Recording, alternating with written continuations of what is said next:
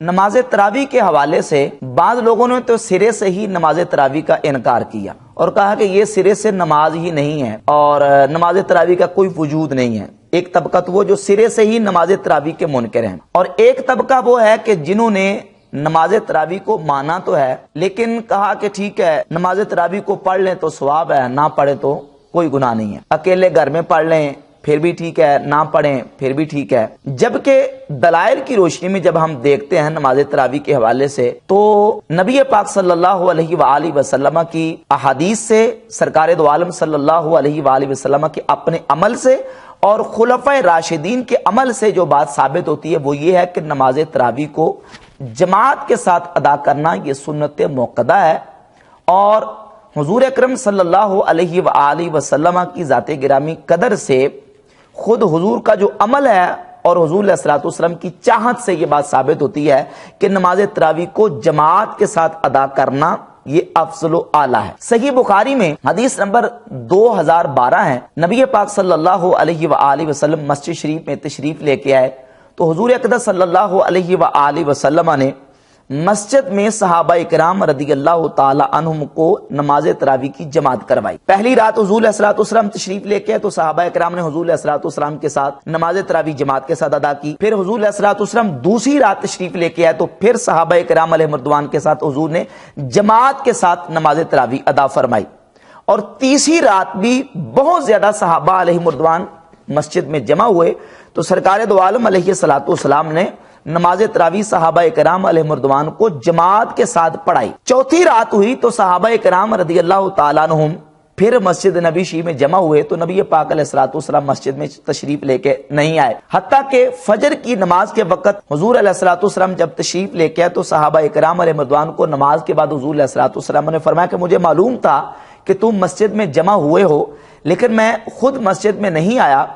میں مسجد میں کیوں نہیں آیا؟ لیکنی خشیت ان تفرض علیکم، مجھے ڈر تھا کہ یہ میں اگر اس کو مسلسل تمہارے ساتھ ادا کروں گا جماعت کے ساتھ تو کہیں تم پر یہ فرض نہ کر دی جائے، فتعجزوا عنہا، پس تم اس کو ادا کرنے سے عاجز آ جاؤ۔ اب نبی پاک علیہ الصلوۃ والسلام کی اپنی چاہت بھی یہ تھی کہ نماز تراویح کو جماعت کے ساتھ ادا کیا جائے، اور حضور نے بالفعل 3 دن مسلسل صحابہ کرام رضی اللہ تعالیٰ عنہ کو نماز تراویح کی جماعت کروائی ہے۔ اس سے ایک تو یہ پتا چلا کہ نماز تراویح کے لیے افضل یہ ہے کہ جماعت کروائی جائے۔ اگر الگ اور تنہا ادا کرنا افضل ہوتا تو حضور علیہ الصلوۃ والسلام کبھی اس کی جماعت نہ کرواتے۔ جماعت سے ادا کرنا اس بات کی دلیل ہے کہ نماز تراویح کو جماعت سے ادا کرنا افضل ہے، اور خود نبی کریم علیہ الصلوۃ والسلام کی سنت سے ثابت ہو گیا، اور پھر حضور کی رغبت بھی تھی، نبی کریم علیہ الصلوۃ والسلام کی خواہش بھی تھی کہ نماز تراویح کو جماعت سے ادا کیا جائے۔ اب حضور نے چوتھے دن نماز تراویح کو کیوں جماعت کے ساتھ ادا نہیں کیا، اس کی علت بیان کر دی، اس کی وجہ بیان کر دی، انی خشیت ان تفرض علیکم، مجھے ڈر ہے کہ یہ تم پر کہیں فرض نہ کر دی جائے۔ جس طرح حدیث میں ہے کہ لولا ان اشق علی امتی لامرتهم بالسواک عند کل صلاۃ، مجھے اگر اپنی امت کی تکلیف کا ڈر نہ ہوتا، مشقت میں پڑ جانے کا ڈر نہ ہوتا تو میں مسواک کو ہر نماز کے ساتھ فرض قرار دیتا، لیکن نبی پاک علیہ الصلوۃ والسلام نے اپنی امت کی مشقت کی وجہ سے فرض قرار نہیں دیا۔ تو اب اسی طریقے سے حضور علیہ الصلوۃ والسلام کی چاہت اور خواہش تھی کہ جماعت کے ساتھ پڑھی جائے، لیکن حضور نے چھوڑ دی کہیں امت پر فرض نہ ہو جائے۔ تو جب تک نبی پاک صلی اللہ علیہ وآلہ وسلم ظاہری حیات طیبہ میں موجود رہے تو علت موجود تھی، جب حضور علیہ الصلوۃ والسلام کا وصال اقدس ہو گیا تو وہ علت ختم ہو گئی۔ اب یہ تو ہے نبی کریم علیہ الصلوۃ والسلام کا اپنا ذاتی عمل کہ حضور نے جماعت کے ساتھ پسند کیا، تو اس سے واضح ہوا کہ جماعت کے ساتھ پڑھنا کیا ہے، افضل ہے۔ اب اس کے ساتھ ایک اور حدیث موجود ہے جو کہ سنن ابی داؤد کی 1377 نمبر روایت ہے، اور السنن الکبری للبیہقی 4386 نمبر روایت ہے۔ سنن ابی داؤد میں جو روایت ہے اس میں مسلم بن خالد ایک راوی جس کو امام ابو داؤد نے ضعیف قرار دیا، اس کا ایک طریق سنن ابی داؤد میں جو ہے، جبکہ دیگر ائمہ محدثین نے مسلم بن خالد کو ثقہ لکھا ہے، اور یہ جو روایت ہے 4386 سنن الکبری بہقی میں، اس میں مسلم بن خالد راوی موجود ہے نہیں ہے، اور یہ جید سند کے ساتھ امام بیہقی رحمۃ اللہ نے اپنی کتاب المعرفہ میں بھی اور السنن الکبریٰ بیہقی میں بھی اس کو بیان کیا ہے، جس میں یہ ہے کہ نبی پاک صلی اللہ علیہ وسلم کے صحابی ابو مالک القرظی رضی اللہ تعالیٰ فرماتے ہیں کہ حضور علیہ الصلوۃ والسلام جب مسجد میں تشریف لے کے آئے تو صحابہ کرام رضی اللہ تعالیٰ، وہ صحابہ جو قرآن پڑھنا نہیں جانتے تھے، وہ حضرت ابی ابن کعب رضی اللہ تعالیٰ کے پیچھے مسجد کے ایک کونے میں نماز ادا کر رہے تھے۔ نبی پاک صلی اللہ علیہ وآلہ وسلم نے جب ان کو دیکھا تو سرکار دو عالم علیہ الصلوۃ والسلام نے ان کی تحسین فرمائی، فرمایا قد احسنوا وقد اصابوا، انہوں نے اچھا کام کیا ہے اور انہوں نے درست کام کیا ہے، ولم یکرہ ذالک لہم، نبی کریم علیہ الصلوۃ والسلام نے ان کے اس عمل کو ناپسند نہیں کیا بلکہ حضور نے پسند کیا اور اس عمل کی تحسین فرمائی۔ اپنے عمل سے بھی ثابت کر دیا کہ جماعت کو حضور نے پسند کیا، خود حضور علیہ الصلوۃ والسلام نے جماعت کروائی، اور نبی پاک صلی اللہ علیہ وآلہ وسلم کے صحابی حضرت ابی بن کعب رضی اللہ تعالیٰ کو حضور نے جب دیکھا جماعت کرواتے تو نبی پاک علیہ الصلوۃ والسلام نے اس کو پسند کیا۔ تو اس سے یہ بات واضح ہوگی کہ جماعت کے ساتھ نماز تراویح کو پڑھنا، ادا کرنا حضور علیہ الصلوۃ والسلام کا پسندیدہ عمل ہے، لہذا افضل یہ ہے کہ نماز تراویح کو جماعت کے ساتھ ادا کیا جائے۔ لہذا وہ لوگ جو کہتے ہیں کہ نماز تراویح کو تنہا پڑھنا اور الگ پڑھنا افضل ہے، ان کا موقف جو ہے ان دلائل اور حقائق کی روشنی میں درست نہیں ہے، بلکہ یہ موقف زیادہ درست ہے کہ نماز تراویح کو جماعت کے ساتھ ادا کیا جائے۔ اچھا، نبی پاک علیہ الصلوۃ والسلام کا جو اپنا عمل ہے اس سے تو یہ ثابت ہوتا ہے کہ حضور علیہ الصلوۃ والسلام نے 3 دن سے زیادہ جماعت کے ساتھ نماز تراویح ادا نہیں کی۔ اس کے بعد سیدنا فاروق اعظم رضی اللہ تعالیٰ کا دور خلافت جب آیا ہے، صدیق اکبر کے دور خلافت میں تو بہت سارے چیلنجز تھے امت کو، منکرین زکوٰۃ کا مسئلہ، مدعیان نبوت کا مسئلہ اور مرتدین کا مسئلہ، یہ بہت سارے اہم ایشوز اور مسائل تھے جن کو نپٹانے کے لیے حضرت سیدنا ابوبکر صدیق رضی اللہ عنہ کے دور خلافت میں بہت سارے ایسے اہم کام تھے جو نہ کیا جا سکے۔ کیوں؟ اس لیے کہ انہوں نے اہم فل اہم کی وجہ سے دیگر جو مسائل تھے ان کو ترجیح دی، نماز تراویح کو باقاعدہ سے جماعت کے ساتھ ادا کرنے کا جو سلسلہ ہے وہ صدیق اکبر رضی اللہ عنہ کے دور خلافت میں نہ ہو سکا۔ پھر حضرت عمر فاروق رضی اللہ عنہ کا دور خلافت آیا، صحیح بخاری میں 2010 نمبر حدیث ہے۔ حضرت عمر رضی اللہ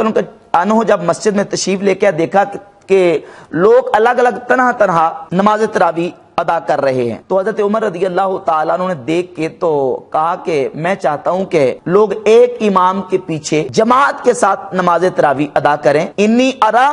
لو جمعت ہؤلاء علی قارئ واحد لکان امثلا۔ حضرت عمر کہتے ہیں اگر میں ان کو ایک قاری کے پیچھے جمع کر دوں تو یہ زیادہ مناسب اور زیادہ بہتر ہوگا۔ ثم اعظم، پھر حضرت عمر رضی اللہ تعالیٰ نے یہ پکا ارادہ کر لیا، فجمعهم علی ابی بن کعب رضی اللہ تعالیٰ، پھر حضرت عمر رضی اللہ تعالیٰ نے تمام لوگوں کو ابی بن کعب رضی اللہ تعالیٰ کے پیچھے جمع کر دیا اور مسلسل جماعت پر مواظبت حضرت عمر رضی اللہ تعالیٰ نے اختیار فرمائی۔ جب حضرت عمر رضی اللہ تعالیٰ نے لوگوں کو جمع کیا، ایک دن آپ تشریف لے کے والناس یصلون بصلاۃ قارئہم، لوگ ایک قاری کے پیچھے نماز ادا کر رہے تھے تو حضرت عمر رضی اللہ تعالیٰ عنہ نے ان کو دیکھ کے فرمایا نعم البدعۃ ھذہ، یہ کتنا اچھا بدعت طریقہ ہے، کتنا اچھا بدعت طریقہ ہے۔ اب یہاں حضرت عمر رضی اللہ تعالیٰ عنہ نے اس کو نعم البدع، اچھی بدعت قرار دیا ہے۔ اس سے یہ بات بھی بالکل واضح ہو گئی کہ اگر کوئی اچھا طریقہ ہو اور وہ ہو اچھا، اگرچہ نیا بھی ہو تو اس کو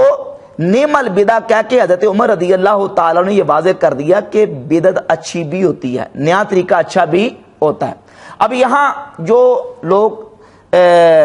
بدعت کے فتوے جڑنے والے ہیں وہ نعم البدع کے لفظ کو دیکھ کر کیا کہتے ہیں؟ کہتے ہیں جی یہاں حضرت عمر نے جو نعم البدع کہا ہے تو یہ اصل میں بدعت نہیں تھی۔ یہ یاد رکھیں کہ جو احادیث پیچھے گزر چکی ہیں کہ نبی کریم علیہ الصلوۃ والسلام نے جماعت کے ساتھ نماز تراویح کو ادا کیا،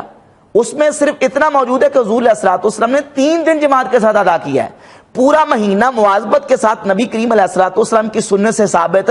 نہیں ہے۔ اس طریقے کو جاری کرنے والے ایک قاری کے پیچھے پورا قرآن مجید پڑھا کے پورا مہینہ جماعت کے ساتھ لوگوں کو جمع کرنا، یہ حضرت عمر رضی اللہ تعالیٰ نے طریقہ اختیار کیا ہے، اس سے پہلے یہ طریقہ موجود نہیں تھا۔ اس طریقے کو حضرت عمر رضی اللہ تعالیٰ نے نعم البدعۃ ھذہ کہا۔ تو پتہ چلا کہ اگر طریقہ اچھا ہو اور وہ بدعت اچھی ہو تو وہ صحابہ اکرام رضی اللہ تعالیٰ عنہ سے اس کا ثبوت موجود ہے۔ اب غیر مقلدین یہاں یہ کہتے ہیں کہ دیکھیں وہ طریقہ بدعت ہے ہی نہیں تھا۔ اچھا اگر بدعت نہیں تھا تو پھر حضرت عمر نے نعم البدع کا لفظ کیوں بولا؟ حضرت عمر یہ بھی کہہ سکتے تھے کہ نعم السنۃ ھذہ، حضرت عمر نے نعم البدعۃ ھذہ کہہ کے اس بات کو واضح کر دیا کہ یہ طریقہ نیا ہے لیکن طریقہ کیا ہے؟ اچھا ہے، یہ برا طریقہ نہیں ہے۔ اچھا اب جب یہ بات ثابت ہو گئی کہ حضرت عمر رضی اللہ تعالیٰ عنہ نے اس پر مواظبت کی، پھر خلفائے راشدین نے اس پر مواظبت کی، ہم جو کہتے ہیں کہ یہ سنت موقدہ ہے، تو سنت موقدہ ہم کیوں کہتے ہیں؟ یہ یاد رکھیں کہ سنت کی 3 قسمیں ہیں، سنت قولی، سنت فعلی اور سنت تقریری۔ نبی پاک صلی اللہ علیہ وسلم کا ایک اپنا عمل ہے، حضور علیہ الصلوۃ والسلام نے کیا، ایک وہ عمل ہے کہ نبی کریم علیہ الصلوۃ والسلام کے سامنے کیا گیا، حضور علیہ الصلوۃ والسلام نے خاموشی اختیار کی۔ جو حضور کا اپنا عمل ہے اس کو سنت فعلیہ کہتے ہیں، جو حضور علیہ السلام کے سامنے کیا گیا، حضور نے خاموشی اختیار کی، اس کو سنت تقریری کہتے ہیں۔ اور جو نبی پاک علیہ الصلوۃ والسلام کے سامنے کام کیا گیا، حضور نے کرنے کا حکم دیا، اس کو سنت قولیہ کہتے ہیں۔ یہ سر سنن ابی داؤد کی حدیث میں 506 ہے کہ حضرت معاذ بن جبل رضی اللہ تعالی عنہ کی کچھ رکعتیں رہتی تھی، نبی کریم علیہ الصلوۃ والسلام کے ساتھ انہوں نے جماعت کے ساتھ نماز ادا کی، تو حضور نے جب سلام پھیرا تو حضرت معاذ بن جبل نے حضور علیہ الصلوۃ والسلام کے سلام پھیرنے کے بعد اپنی رکعتیں باقی ادا کی۔ تو حضور علیہ الصلوۃ والسلام نے حضرت معاذ کے اس عمل کو دیکھ کے فرمایا کہ ان معاذ قد سن لکم فافعلوا ذالک، معاذ نے تمہارے لیے ایک اچھا طریقہ ایجاد کیا ہے، فافعلوا ذالک، تم بھی ایسے کیا کرو۔ اب نبی کریم علیہ الصلوۃ والسلام کا حضرت معاذ کے اس عمل کے بارے میں اپنا حکم ارشاد فرما دینا، قول کر دینا، اس کو کہتے ہیں سنت قولی، سنت قولی۔ یعنی یہ عمل نبی کریم علیہ السلام نے خود نہیں کیا کہ رکعتیں حضور کی رہتی ہوں اور حضور علیہ الصلوۃ والسلام نے بعد میں کھڑے ہو کے ان کو ادا کیا، یہ حضور نے خود نہیں کیا، حضرت معاذ ابن جبل نے کیا ہے، اور حضور علیہ الصلوۃ والسلام نے ان کے اس عمل پر عمل کرنے کا امت کو حکم کر دیا کہ تم نے بھی ایسے ہی کرنا ہے جس طرح کہ معاذ بن جبل نے کیا، تو یہ سنت قولی بن گئی۔ اب نبی کریم علیہ الصلوۃ والسلام نے 3 دن جماعت کے ساتھ نماز تراویح ادا کی ہے، اس کے بعد ادا نہیں کی، تو سنت موقدہ کیسے ہوگی؟ سنت موقدہ ایسے ہوئی کہ اس کو خلفائے راشدین نے مسلسل مواظبت کے ساتھ ادا کیا ہے، اور خلفائے راشدین کا طریقہ اور عمل وہ ہے جس کے بارے میں سرکار دو عالم صلی اللہ علیہ وآلہ وسلم کی صحیح احادیث موجود ہیں کہ ان کے طریقے کو لازم پکڑ لو اور ان کی سنت کو لازم پکڑو۔ جس طرح حدیث موجود ہے سنن ابی داؤد کی 4607، جامع ترمذی میں 2676، نبی پاک صلی اللہ علیہ وسلم نے ارشاد فرمایا علیکم بسنتی وسنت الخلفاء الراشدین المہدیین، تم پر میری اور میرے خلفاء راشدین المہدیین کی سنت لازم ہے، عدو علیہا بالنواجذ، تم میری سنت کو اور میرے خلفاء راشدین کی سنت کو داڑوں سے مضبوطی سے پکڑ لو، تمسکوا بہا، اور اس کو مضبوطی سے پکڑو، داڑوں سے مضبوطی سے پکڑو، اس کو چھوڑو مت، تم پر میری اور میرے خلفائے راشدین کی سنت لازم ہے۔ تو اب حضور کے اس فرمان کی وجہ سے، حضور کے قول کی وجہ سے خلفائے راشدین کی سنت جو ہے وہ امت کے لیے سنت موقدہ بن گئی، اور بالخصوص حضرت صدیق اکبر اور فاروق اعظم رضی اللہ تعالی عنہما کے بارے میں نبی پاک علیہ الصلوۃ والسلام کی صحیح حدیث سنن ابن ماجہ میں حدیث کا نمبر 97 ہے،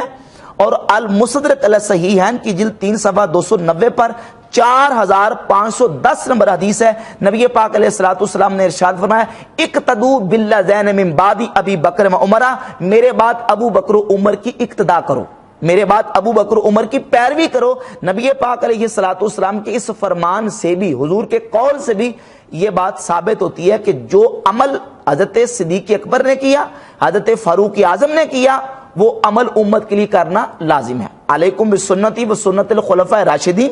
اور اقتدوا باللذین من بعدی، ان دونوں حدیثوں سے حضرت عمر رضی اللہ تعالیٰ عنہ اور خلفائے راشدین رضوان اللہ علیہم اجمعین کا جو طریقہ اور ان پر کسی عمل پر ان کی جو مواظبت اور دوام اور ہمیشگی ہے، اس سے سنت موقدہ کا ثبوت ملتا ہے۔ تو نماز تراویح کو جماعت کے ساتھ ادا کرنا چونکہ خلفائے راشدین کے عمل سے اس مواظبت ثابت ہے، تو اس لیے یہ سنت موقدہ ہے اور امت کے لیے اس کا کرنا ضروری اور لازم ہے۔